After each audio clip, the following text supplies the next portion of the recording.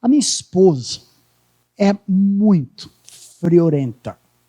Eu estou suando aqui e ela está com frio. Mas eu pedi para aumentar o ar.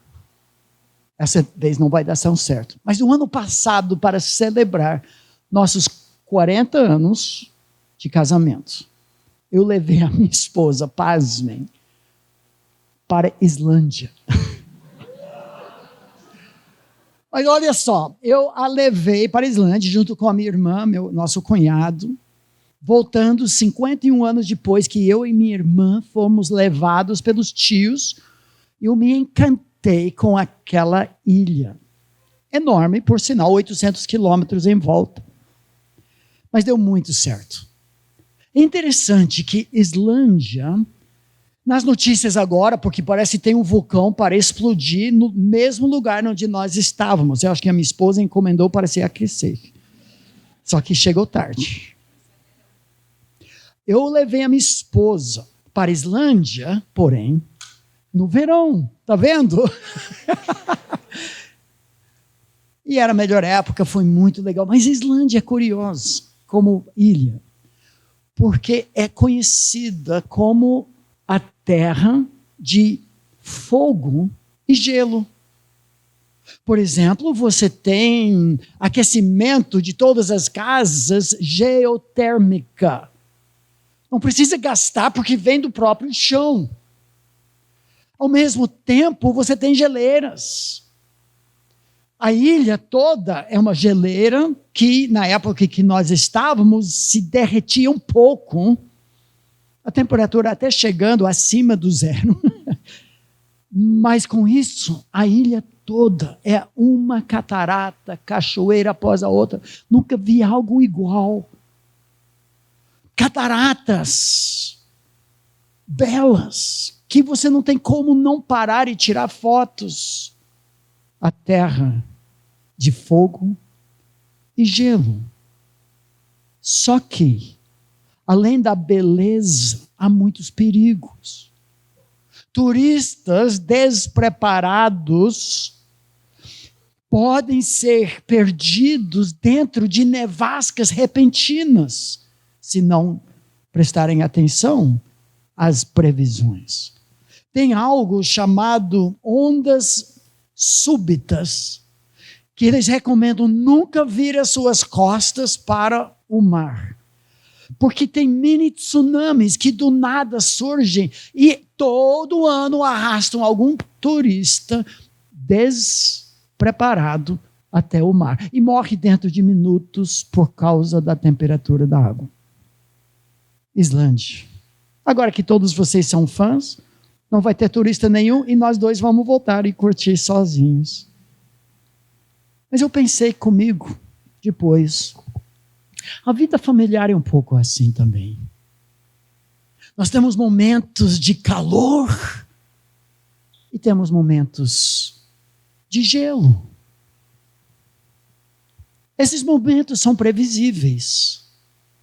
Desde que o pecado entrou em nossa vida. O fato é que todos nós sofremos em família. E todos nós nos alegramos em família.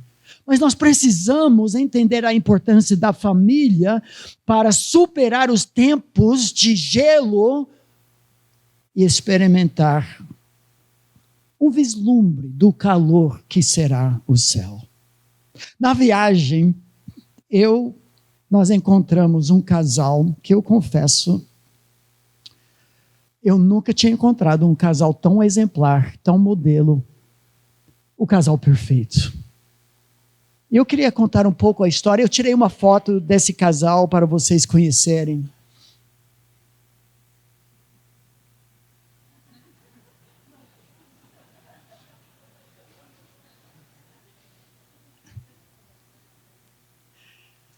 Isso não existe. Não existe uma família perfeita, nem a família do Shrek.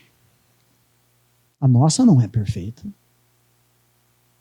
Superamos crises, dificuldades, às vezes por causa do nosso pecado. Eu acho que aqui deve ser do meu pecado. Já fiz a minha esposa chorar tantas vezes. Disciplinei filhos com raiva, de forma inapropriada. Tenho vergonha disso. Hoje é um dia triste para nós. 5 anos atrás, hoje, faleceu nossa netinha, com 2 anos e meio, que era nossa neta filha, que a minha esposa e a nossa outra filha, não a mãe, porque era filha da nossa filha adotiva, que não tinha condições de cuidar da Radassa. E quebrou nossos corações. Todo dia nós pensamos nela, e especialmente dia 29 de novembro. Toda a família passa por esses momentos difíceis. 5 anos se passaram. Amanhã nós vamos falar mais sobre isso. O que alguns, especialmente jovens despreparados, para enfrentar essas ondas súbitas ou vulcões normais e previsíveis na vida, primeira vez que isso acontece, pulam fora. Mas perdem uma chance maravilhosa de aprender a graça de Deus, o perdão de Deus, aprender o amor outrocêntrico de Jesus, que perdoa como foi perdoado.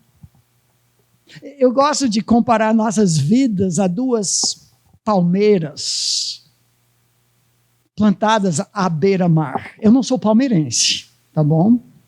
Mas certa vez nós fomos para um shopping com alguns dos nossos netos e eu sentei ao lado, nós até pagamos para eles andarem em algum negócio do parque de diversões, coisa que nunca fazíamos com nossos 6 filhos. Francesco, presta atenção, isso é importante. Não tinha grana, por isso a gente dirigia Kombi. Kombi não é carro.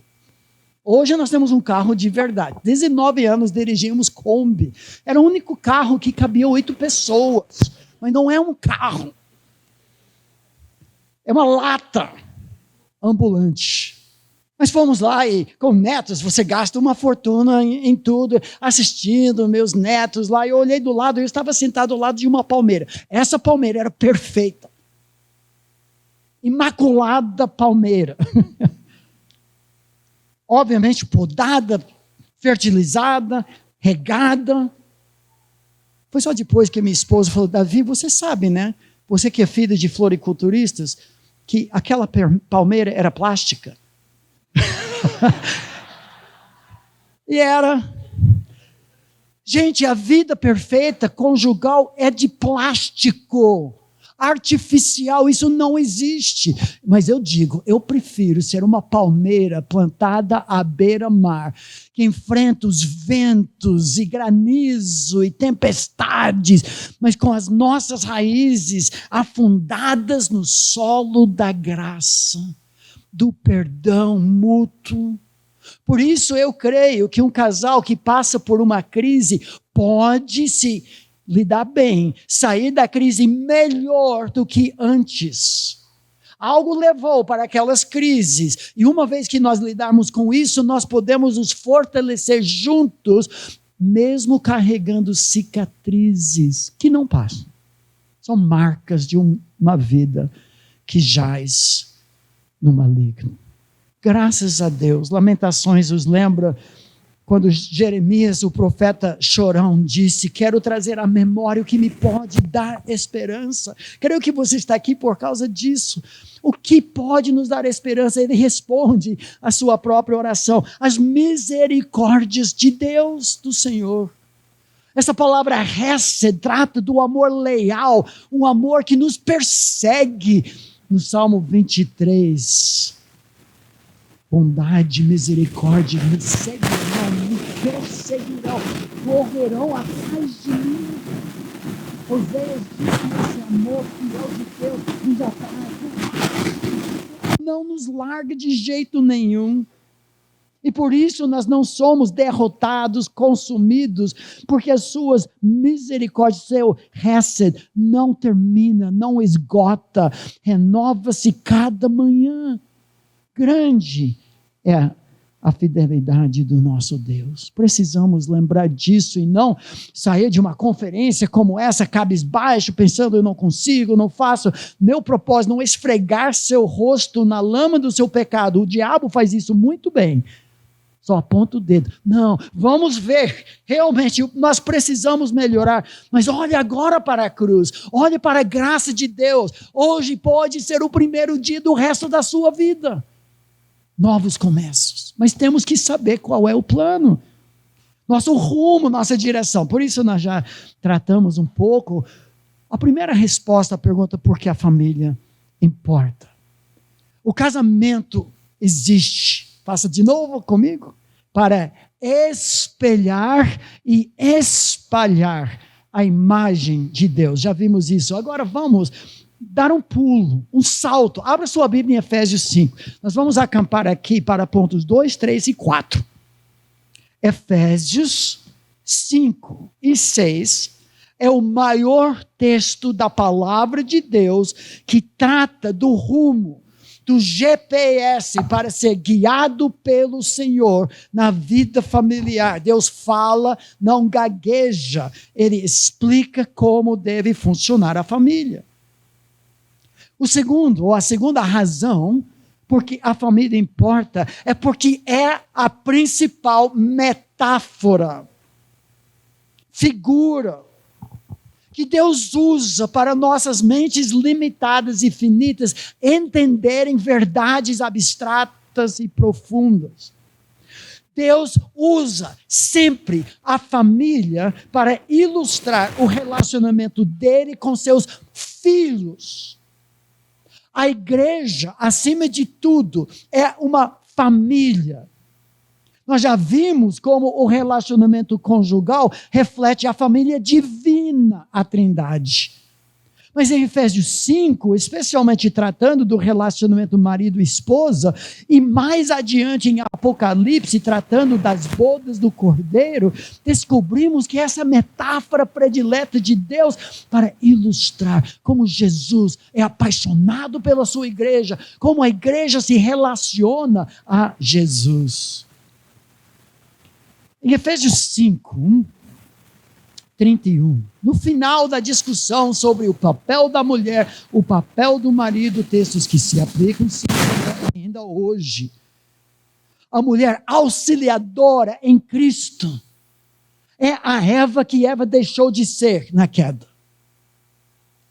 O homem cheio do Espírito Santo e da palavra de Deus é o Adão que Adão nunca foi ou deixou de ser em Cristo. Ele é um protetor, um provedor e um pastor da sua família.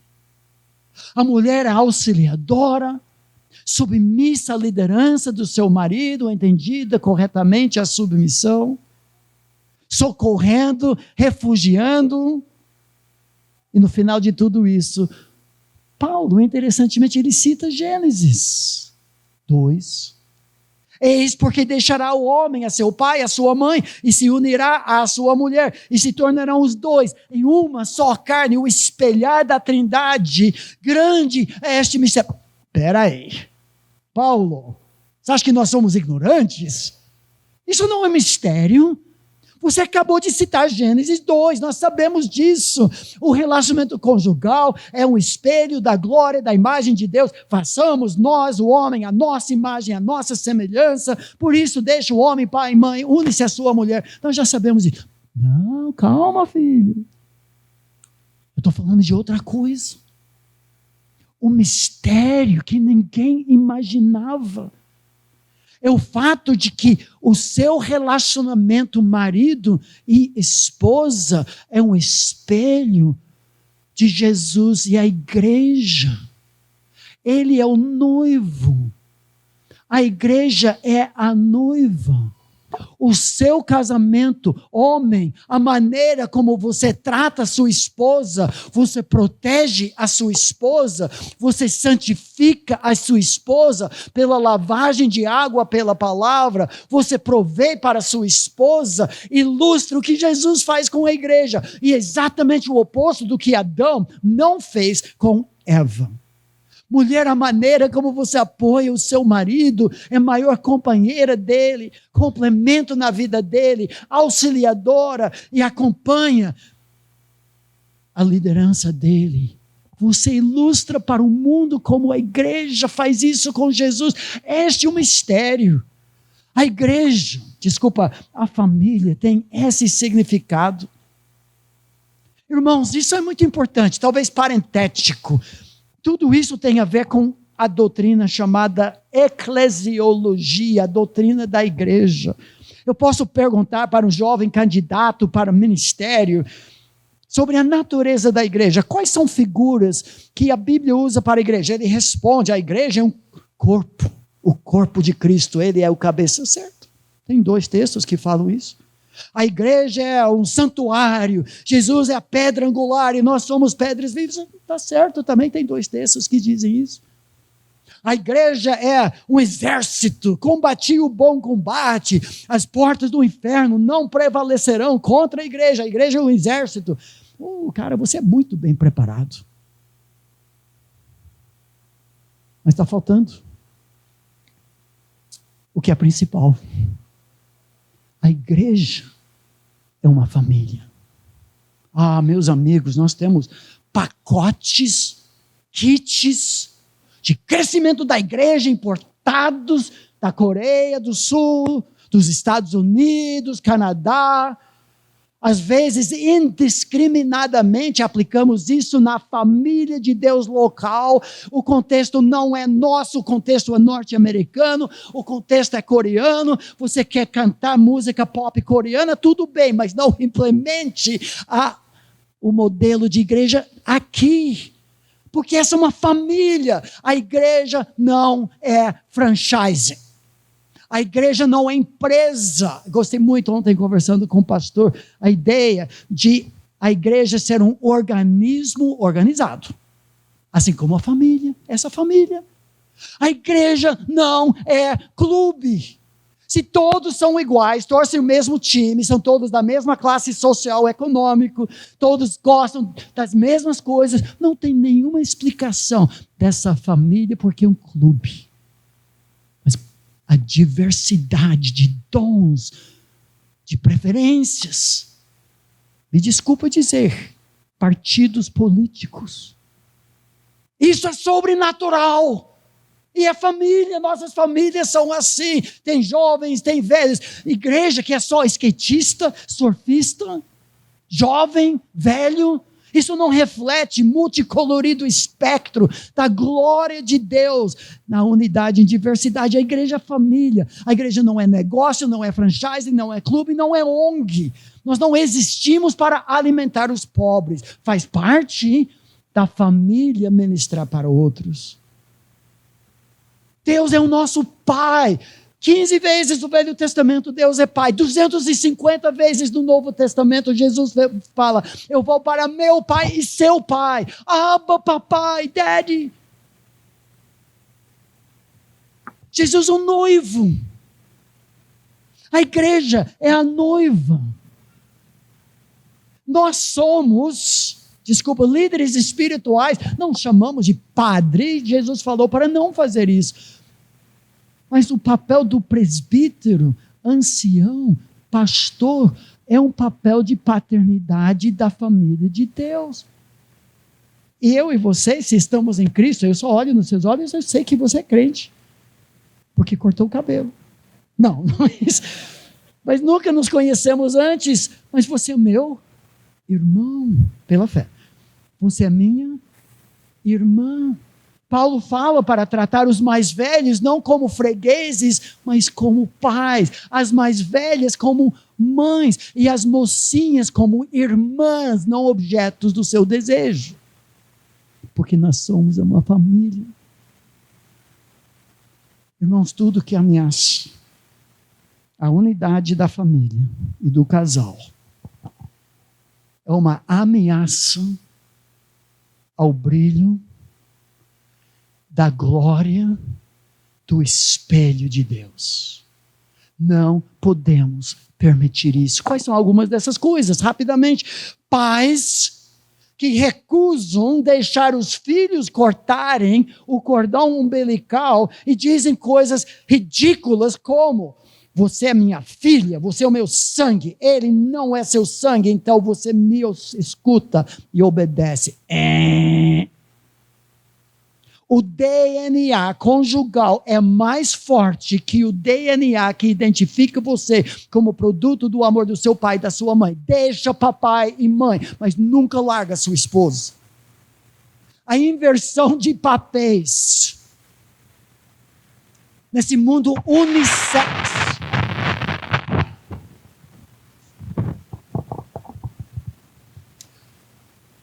que neutraliza, elimina a diversidade. Terceiros que sistematicamente invadem. Casal numa noite romântica, celebrando 41 anos, 3 meses, 2 semanas, 3 horas e 5 dias de casamento, e cada um está no celular, nem aí. Tudo que afaste o casal um do outro é anátema, maldita, ira não resolvida. Efésios 4, 26, um conselho muito prático. Irai-vos a situações de uma certa justa ira, como Jesus dentro da casa do seu pai, os cambistas e tudo isso, mas mesmo ira justa não pode durar.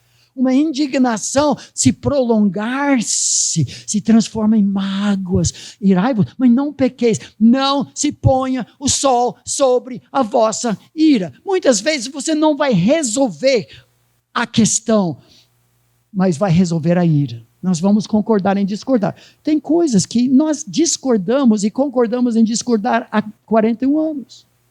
Eu estou orando e intercedendo que a minha esposa descubra que eu tenho razão.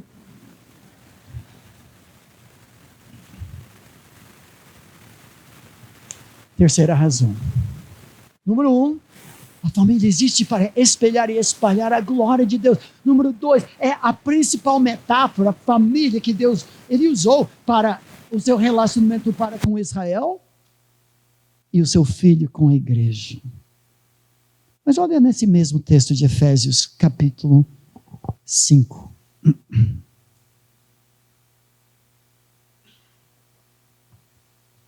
Em terceiro lugar, o lar constitui a principal evidência da plenitude do Espírito. Por que isso? Em casa, nós somos quem nós somos. Em casa, a máscara dourada cai. A máscara que usamos na igreja, com bibliona debaixo do braço, graça e paz nos lábios. Usamos no mercado, usamos na rua. Mas quando chegamos em casa, aquela máscara de performance chama-se hipocrisia.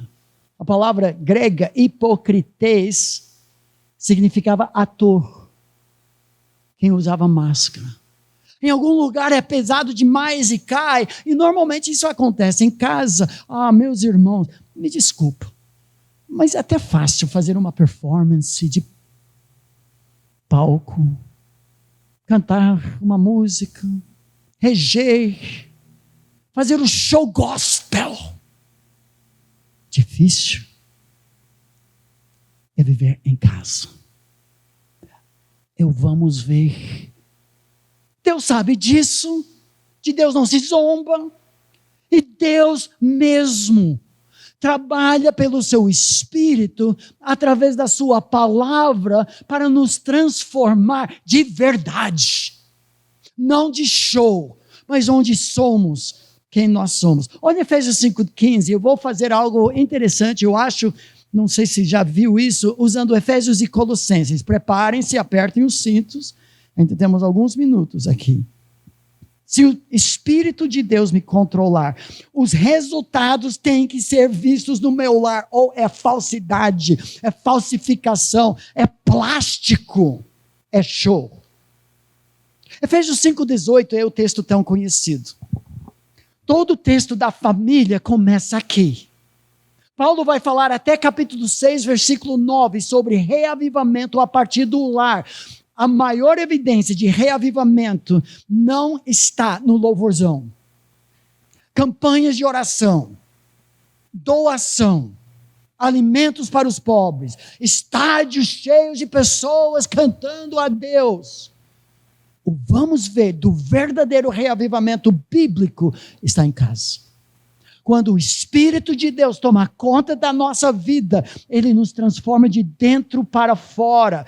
Enchei-vos do Espírito, o que diz 5,18, não vos embriagueis com vinho. Não sejam controlados por elementos externos que entram na sua vida, transformam sua personalidade, sua vida, seu temperamento para o mal. Eu vivi com isso por muitos anos com meus pais, alcoólatras.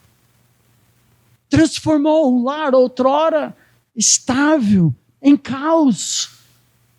Nisso há dissolução, descontrole, mas contraste, enchei-vos. A palavra é um imperativo. Se você não está cheio do Espírito, controlado como o vinho controla, pelo descontrole, o Espírito nos domina e transforma nossa personalidade.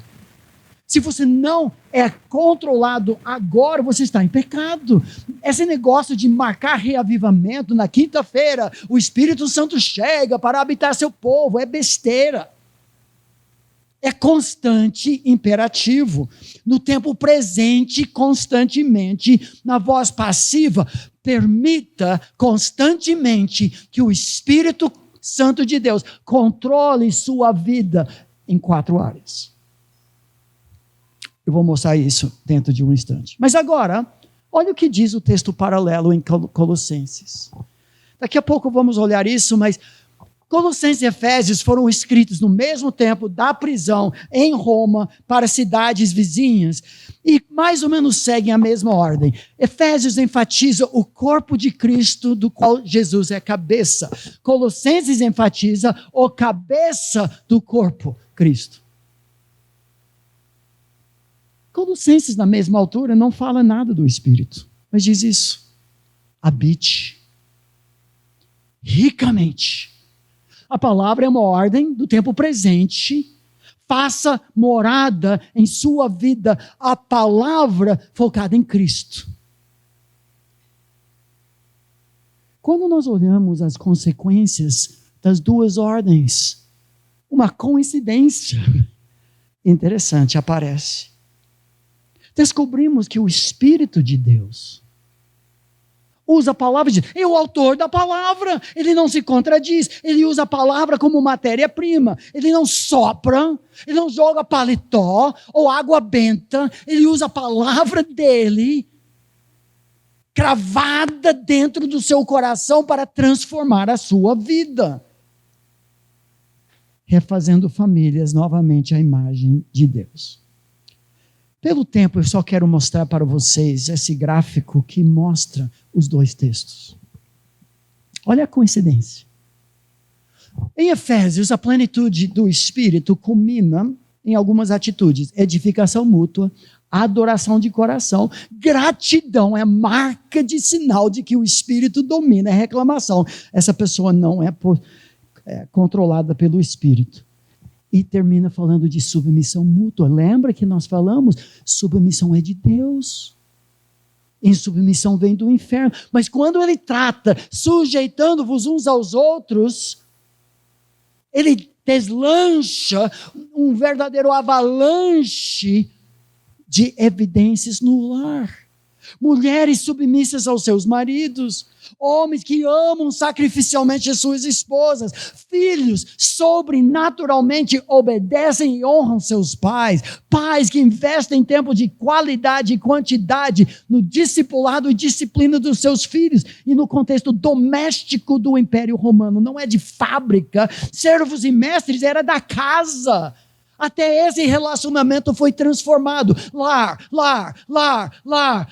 A maior evidência do controle do Espírito Santo está em casa. Curiosamente. Agora, olha para Colossenses 3. 2 quarteirões à direita na sua Bíblia. Colossenses 3. Agora quero que vocês vejam.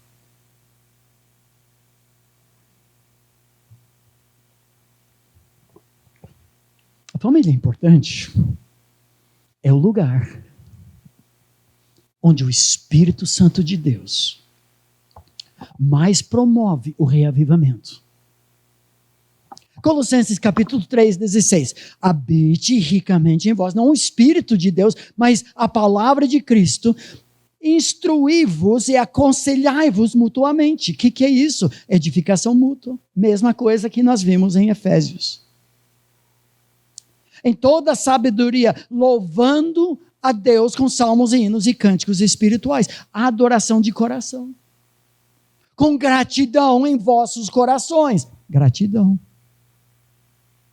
Em tudo que fizerdes, seja em palavra, em ação, fazei-o em nome do Senhor Jesus Cristo, dando por ele graças a Deus Pai. Esposas, sede submissas aos próprios maridos. Agora o lar, cheio da palavra, do Espírito, convém no Senhor. Maridos, amai a vossas esposas, não as trateis com amargura. Filhos, em tudo obedecei a vossos pais, pois fazê-lo é grato diante do Senhor. Pais, não irriteis os vossos filhos, para que não fiquem desanimados. Servos, obedecei em tudo. Mestres, senhores, tratai os servos com justiça e assim por diante. É a mesma sequência, na mesma ordem. Ou seja, o Espírito de Deus usa a palavra de Deus, onde Adão e Eva erraram, para nos refazer a imagem de Deus. Esse é o reavivamento verdadeiro em Cristo Jesus.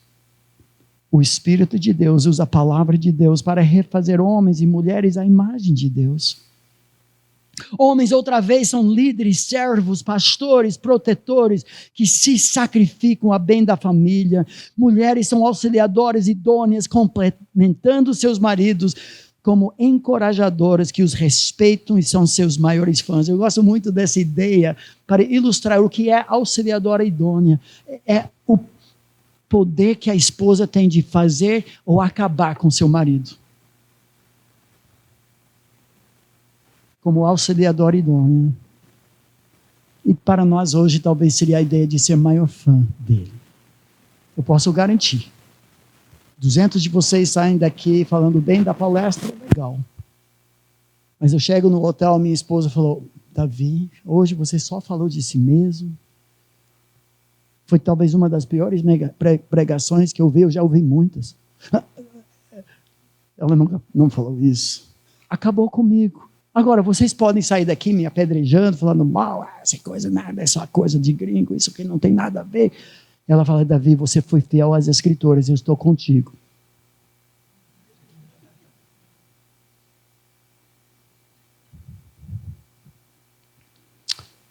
As atitudes do Espírito e da palavra são sobrenaturais.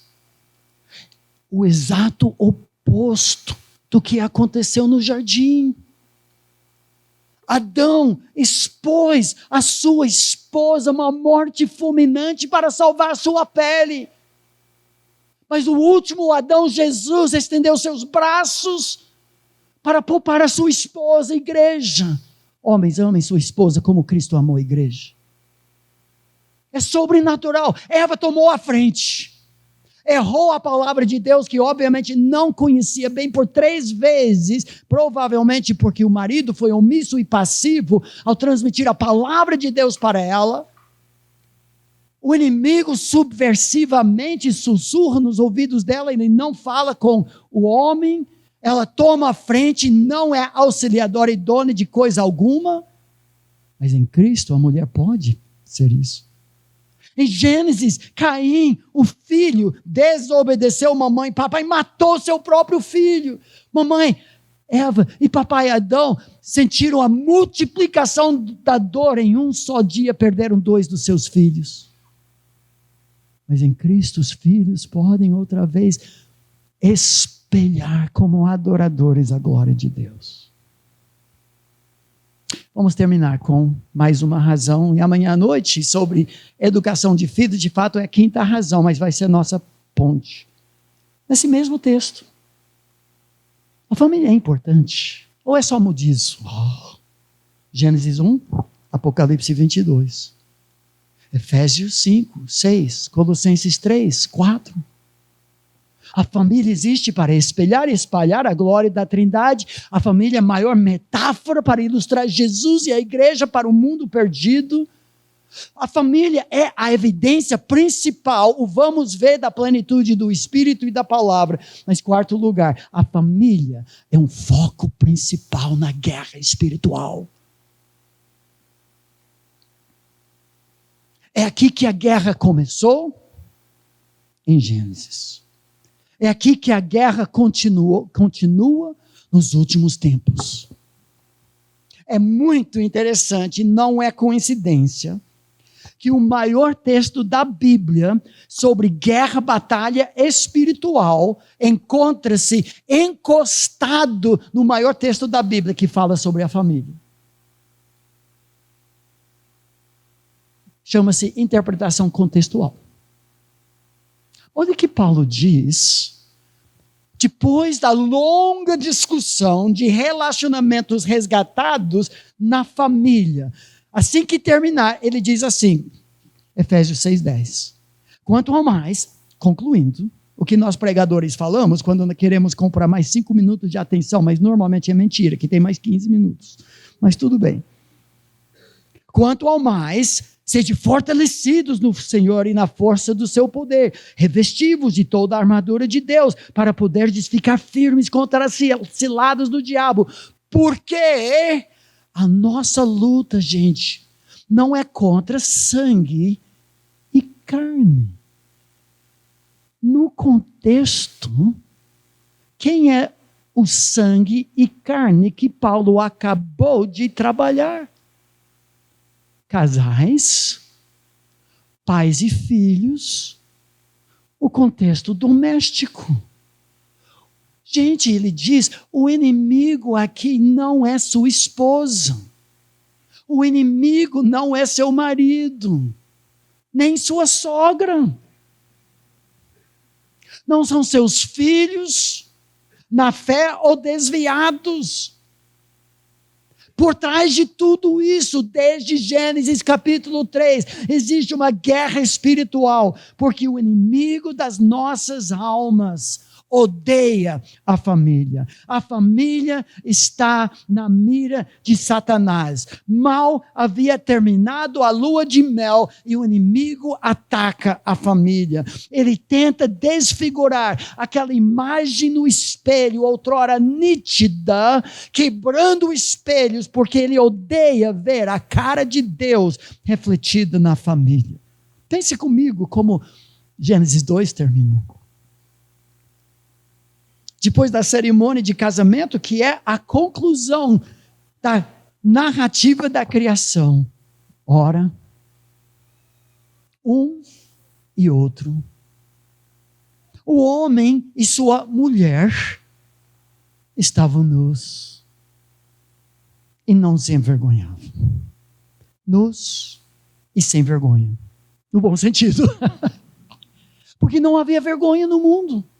Não havia absolutamente nada na inocência do casal para contaminar a sua união perfeita. Estão espelhando a glória da intimidade da Trindade. O próximo versículo tem quebra em nossas Bíblias entre Gênesis 2, 25 e 3, 1, mas diz, mas a serpente mais sagaz que todos os animais selváticos que o Senhor Deus tinha feito, disse a mulher. Já começa a guerra. Interessante, essa palavra sagaz na língua hebraica é soletrada igual à palavra nu. Como se fosse um jogo de palavras, o casal está nu, inocente e sem vestígio de vergonha, mas o inimigo das nossas almas e de Deus é totalmente nu e sem vergonha. De forma sem vergonha, ele trabalha a mulher, que nem criada fora quando Deus deu instruções para o líder. Ela erra 3 vezes ao citar a palavra de Deus. O homem não levanta um dedinho, tudo indica pelo texto, especialmente o versículo 6, que ele estava presente, ouvindo tudo isso, não fez nada. E a guerra começou.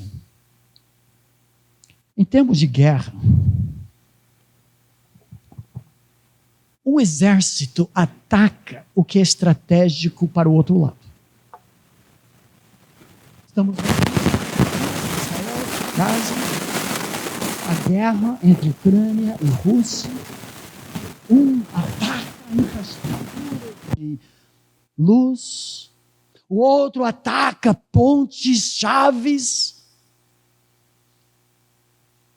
Onde Satanás ataca hoje? A família. Todo belo dia que nós acordamos tem mais um ataque, mais um míssil que está caindo na nossa sala de estar. Andreas Kostenberg, em seu livro Deus, Casamento e Família, diz isso. Nesse conflito espiritual cósmico, Satanás e seus subalternos se opõem ativamente ao plano do Criador para o casamento e a família. Procuram distorcer a imagem de Deus refletida em casamentos e famílias que honram ao Senhor, o que nós temos conversado aqui. Uma vez que o casamento é um elemento fundamental da economia divina, o diabo procura sempre atacar esse relacionamento humano instituído por Deus. Os cristãos devem, portanto, estar preparados para combater o bom combate e defender o próprio casamento, bem como a instituição mais ampla do matrimônio. Essa é a nossa tarefa. Não é só Gênesis que diz isso. Olha sinais dos últimos tempos. 1 Timóteo capítulo 4 revela como Satanás odeia o casamento e a razão porque nós estamos sendo atacados constantemente e nós precisamos fazer nossas defesas. Ora, o Espírito afirma expressamente que nos últimos tempos alguns apostatarão da fé por obedecerem a espíritos enganadores e ensinos de demônios. Isso é interessante. Em que consiste o currículo do seminário do inferno? O texto diz: proíbem casamento. Demônios aprendizes, nós não queremos mais casamentos, porque o casamento reflete a glória daquele outro, que nós detestamos. Bagunce os casamentos, acabe com os casamentos, promova casamentos que não são casamentos nos olhos do inimigo. Casamentos entre duas mulheres, entre dois homens, que não espelham unidade em diversidade e não procriam coisa nenhuma. Mas ensinam esses falsos casamentos a proselitizar os filhos dos outros, porque eles não conseguem produzir filhos eles mesmos, mas você pode roubar os filhos dos outros, recrutar para o nosso lado. Proíbem o casamento, façam casamentos ruins, acabem com os casamentos, sinal dos últimos tempos. Tito diz isso. É necessário que falsos profetas, esse é o contexto, sejam silenciados, pois estão arruinando famílias inteiras, ensinando coisas que não devem, e tudo por ganância. Hoje, na proliferação das mídias sociais, temos influenciadores e influenciadoras sem experiência nenhuma, sem conhecimento profundo, podem até se dizer crentes, mas estão arrastando milhões de pessoas atrás deles e delas, falando o contrário do que Deus diz. Sobre casamento, sobre disciplina de filhos, sobre namoro e noivado. Promovendo o que Deus detesta. Manda eles calarem a boca. Mas você ensina o que Deus fala. Uma pequena aplicação para terminar.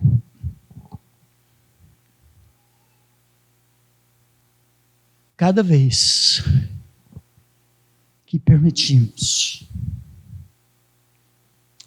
o jogo do diabo em casa, um acusando o outro,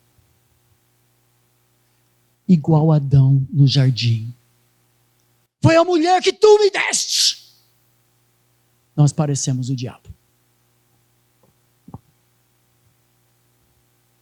Recebemos um casal para um aconselhamento. Sentam, um desse lado, outro do outro lado do sofá. Pois não, como podemos ajudar? Ah, pastor, deixa eu começar. Porque esse homem, ele é líder na sua igreja, mas em casa ele não presta para nada, pastor. Ah, mulher, você vai falar agora, você que lidera, trabalha com as mulheres da igreja, em casa também, pastor. Você não sabe o que ela assiste, você tem que ouvir o que ela fala do pastor. Pastor, todo domingo depois do culto, ela serve um prato de almoço chamado pastor assado.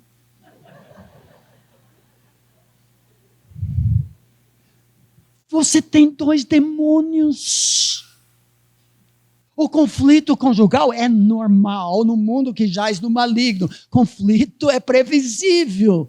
Mas a maneira pela qual nós lidamos como o diabo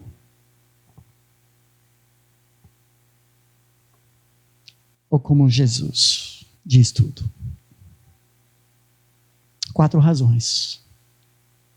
A família importa. Existe para espelhar e espalhar a glória de Deus. Amanhã, vamos avançar mais um pouco para terminar a nossa conferência. E falar sobre uma 5ª razão, mas vai ser todo o nosso tempo, sobre a família como instrumento principal que Deus usa para discipular a próxima geração. A família, não em primeiro lugar a igreja, não a escola, seja evangélica, adventista, particular ou pública.